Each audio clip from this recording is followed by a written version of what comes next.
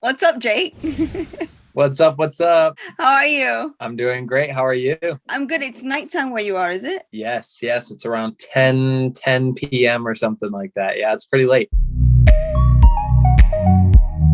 Well, I know you've been going crazy viral over on TikTok, but I think maybe people would recognize the song, maybe not so much. You know what TikTok's like, right? So maybe you could introduce yourself, tell the Sure. listeners some random facts about you. Yeah. So I'm Jake, but it's spelled JVKE. But the thought is like, you flip the A upside down and it's JVKE. And actually, my first viral song is called Upside Down. And that's kind of how I got into becoming an artist. Because beforehand, I was just a songwriter. I would love just writing songs. I would write them for other people, but I never had the opportunity to become an artist myself. And so my song went viral on TikTok. And since then, I've had a few songs that have done well as well. And yeah, I'm just a guy who loves making music. I gotta say, like, I knew you from the recent one. This is what it feels like falling in love. But I had heard your song Upside Down so many times on Yes. TikTok. I had no idea. But what was it like? Like, it was your debut song, right? Yes. Yeah. No, it was my first song I'd ever released. Yeah. And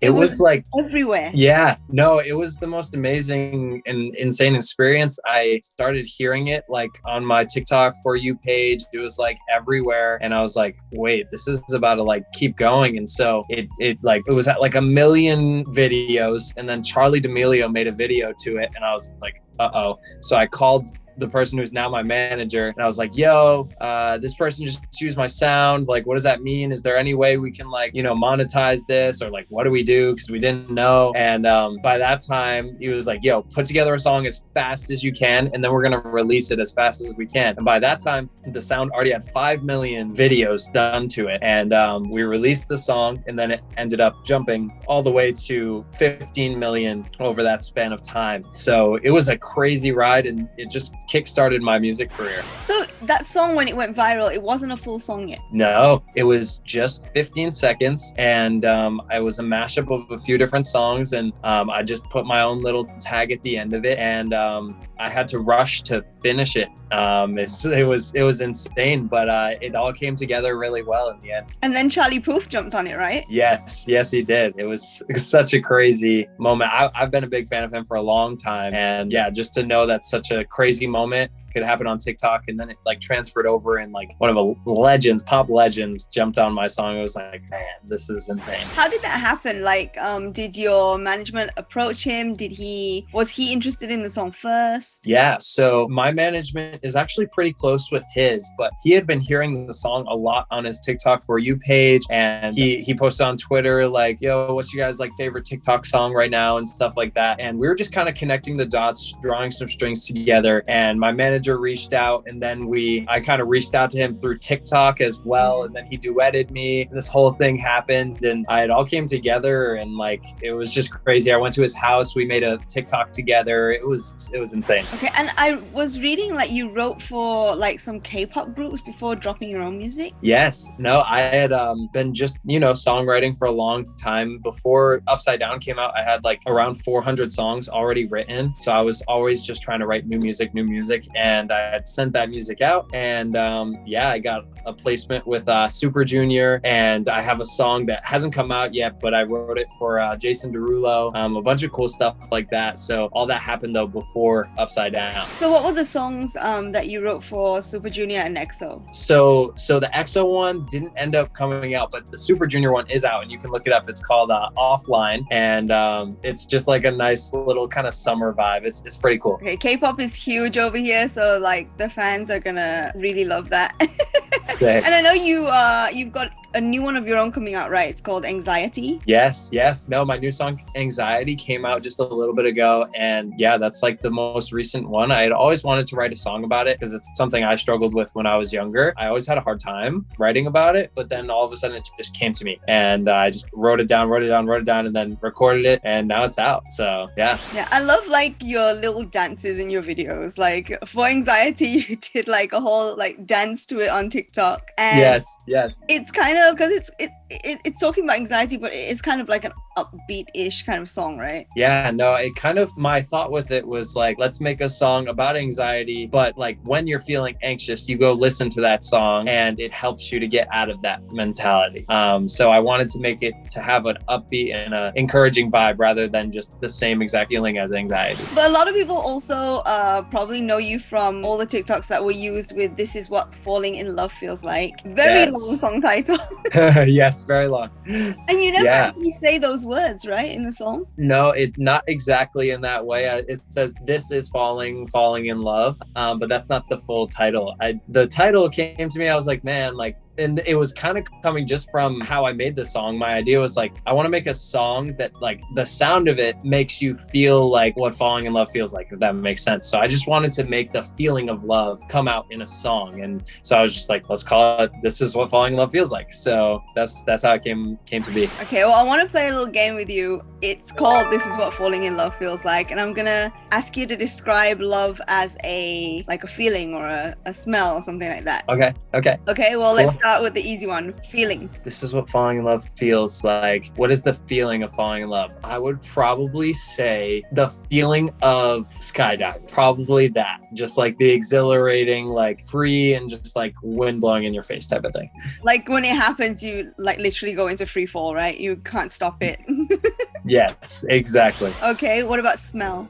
Okay, I would say some sort of sweet smell, but like has some sort of mystery to it. Like it's not just sweet, but it's like anticipating, like say if like someone walks by and you like catch a sniff of their scent and it's like, oh, who's that? You know? So I think that's kind of the smell of what falling in love smells like.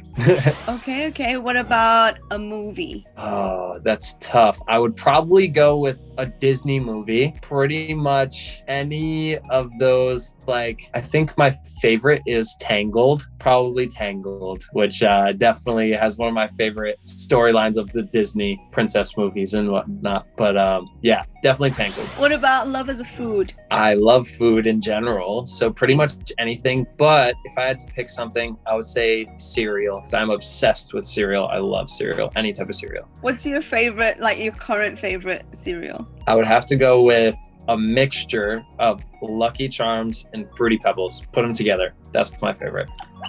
Okay. What about love as an animal? Okay, I'll just have to pick my favorite animal, which is a monkey. I just think they're the coolest thing. I would love to just have a monkey chilling with me in the studio on my shoulder, just, having fun.